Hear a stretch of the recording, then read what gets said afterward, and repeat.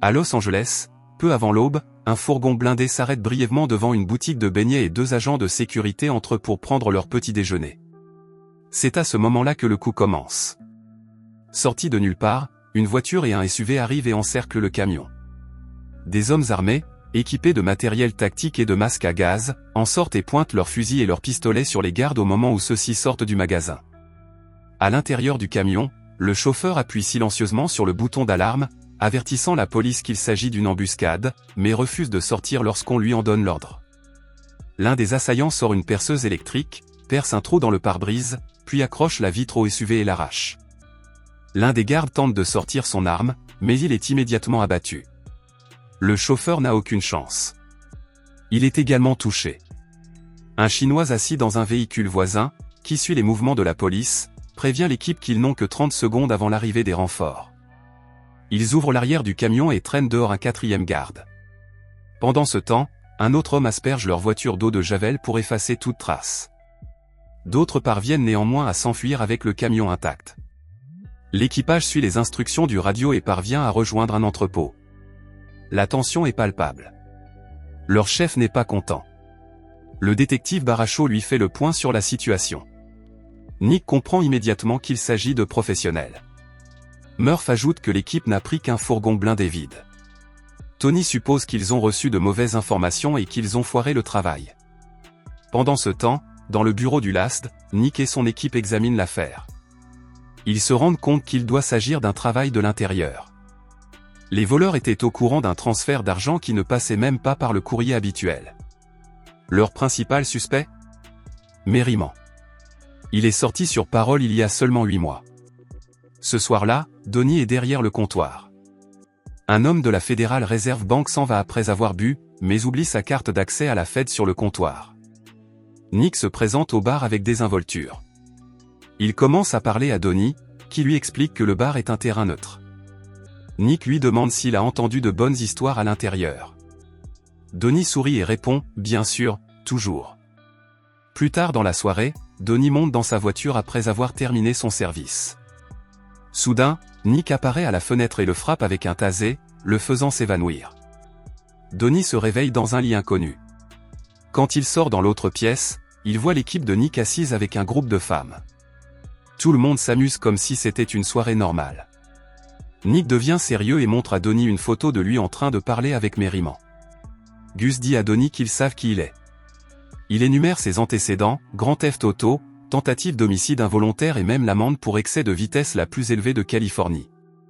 Gus l'avertit qu'il ne lui manque qu'une seule erreur pour retourner en prison. Donnie dit avoir vu Merriman au bar à plusieurs reprises, mais rien de plus. Nick le laisse partir et lui dit de continuer à faire ce qu'il fait. Pendant ce temps, Merriman et son gang sont devant la succursale de la Réserve fédérale à Los Angeles et observent le bâtiment de l'autre côté de la rue. Merriman leur dit que c'est la seule banque au monde qui n'ait jamais été cambriolée. La raison ? Toutes les rues autour du bâtiment sont équipées de caméras et de micros. Il suffit de rester là à regarder trop longtemps et la sécurité vous demandera de partir. Il dit qu'il y a eu 53 tentatives d'effraction et que personne n'a réussi à franchir l'entrée. Il ajoute, c'est pourquoi nous allons la cambrioler. Au quartier général de la police de Los Angeles, Nick et son équipe, les régulateurs, creusent plus profondément dans l'équipage. Ils découvrent que Merriman, Ensigne, Bosco et Donnie ont tous servi dans les marinés. En examinant d'anciens dossiers, ils remarquent quelque chose. Au cours des 10 années où Merriman a été incarcéré, il n'y a eu aucun braquage de haut vol. Nick dit aux autres que s'ils parviennent à l'arrêter, ils résoudront probablement toutes les affaires non élucidées. Donnie trouve un emploi dans un restaurant chinois qui livre régulièrement des plats à emporter aux employés de la Fed. Lors d'une de ces livraisons, il entre dans la réserve fédérale avec 2 sacs de plats à emporter. La sécurité le contrôle, lui donne une carte d'accès et le laisse entrer. Il livre l'un des sacs dans la cafétéria à un groupe de dames, puis se dirige vers les toilettes. À l'intérieur, il cache le 2e sac dans un conduit d'aération. Le jour du braquage arrive. Nick et son équipe sont déjà sur place et surveillent la banque de loin. Une camionnette entre dans le parking. Merriman et ses hommes en descendent, vêtus de gilets pare-balles, de masques et armés de fusils d'assaut. Ils entrent dans la banque, tirent sur les caméras de sécurité et ordonnent à tout le monde de se coucher. En quelques secondes, le gang prend le contrôle. En quelques minutes, La police de Los Angeles et le FBI arrivent sur les lieux, sirène hurlante. Mais Nick n'est pas content. Cette opération devait être la sienne depuis le début. Le téléphone sonne. Merriman répond en mode main libre. Le négociateur de la police de Los Angeles est en ligne et dit qu'il travaille sur les demandes. Merriman répond calmement, « Vous venez de tuer un otage » et raccroche. Bosco attrape l'un des otages et le conduit à l'arrière. Un coup de feu retentit. Le négociateur rappelle. Cette fois, c'est le directeur de la banque qui répond. Il dit que les braqueurs ont déjà tué une personne et qu'ils en tueront une autre si quelqu'un rappelle avant que leur demande soit satisfaite. Le négociateur demande 90 minutes. À l'extérieur, le FBI et la police de Los Angeles étudient les plans du bâtiment. Soudain, une forte explosion secoue la rue. Ils pensent que le gang de Merriman vient de faire sauter le coffre-fort. Nick regarde le plan et remarque quelque chose d'étrange. Tony dit qu'il s'agit d'une canalisation d'égout, mais le plan indique qu'elle a été scellée. Sans attendre, il prend un pied de biche et se dirige immédiatement vers la porte d'entrée de la banque. Il l'ouvre en grand et se précipite à l'intérieur. Il vérifie les otages. Puis il se dirige vers l'arrière, où la fusillade aurait dû avoir lieu, et trouve l'otage mort, mais encore en vie et complètement indemne. Pendant ce temps, Merriman et son équipe sortent des égouts par une bouche d'égout et disparaissent dans la rue. Ils atteignent le coffre-fort et trouvent un trou dans le sol. Merriman et Ensigne, vêtus d'uniforme de l'Alameda, arrivent à la fête dans un fourgon blindé camouflé. C'est le même qu'ils ont volé auparavant, maintenant modifié pour avoir l'air officiel. Ils se garent, ouvrent l'arrière du camion et déchargent 2 cuves remplies d'argent. Les cuves sont transportées directement dans la zone de réception à l'étage de comptage. De là, les compteurs d'argent transportent les cuves dans la salle de comptage des billets de $100. Sous le bâtiment, Bosco est déjà dans le tunnel de service. Au signal de Merriman, Bosco appuie sur un interrupteur du réseau électrique. La Fed est en panne, les lumières clignotent et les systèmes de sécurité de la salle de comptage des billets de $100 s'éteignent. L'un des agents de sécurité de la police dit au banquier de faire une pause pendant qu'il réinitialise le système. Tout le monde sort. Donnie sort un petit appareil et déclenche une impulsion électromagnétique pour s'assurer que les caméras restent éteintes. Il commence alors à pousser les billets non conformes, se marquer pour destruction, dans la poubelle. Quelques secondes plus tard, le garde et les 2 employés reviennent dans la pièce. Donnie s'agite, dévisse le couvercle d'une prise d'air et se glisse dans le conduit, repoussant le couvercle juste à temps.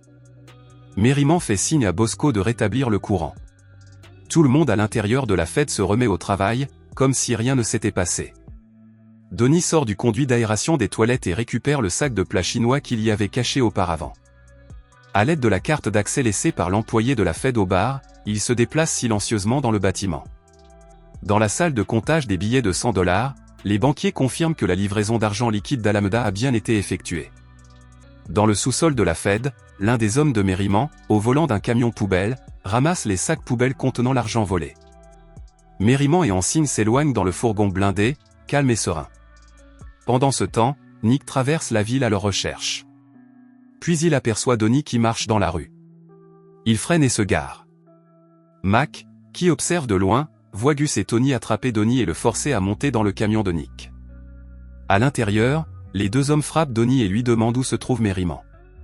Donnie finit par céder et révèle sa position.